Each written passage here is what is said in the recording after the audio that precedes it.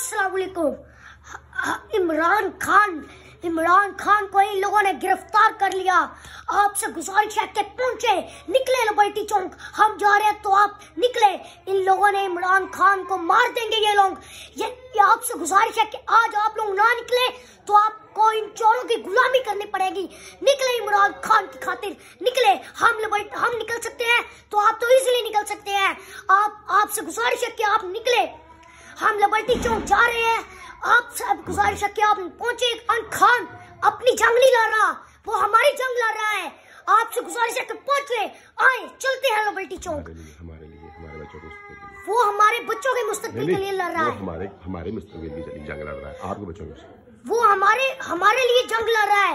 वो आपके बच्चों के मुस्तकबिल के लिए जंग लड़ रहा है।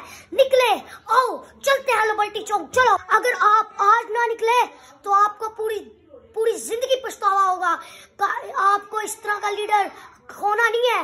आपको हमें लीडर चाहिए। आए, निकले।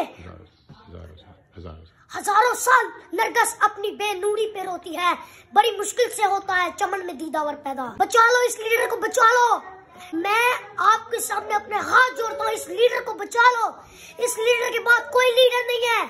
इस लीडर के बाद हमारा मुस्तकबिल खत्म हो जाएगा। इन लोगों ने हमारी फिर से रेड लाइन क्रॉस कर दिया है।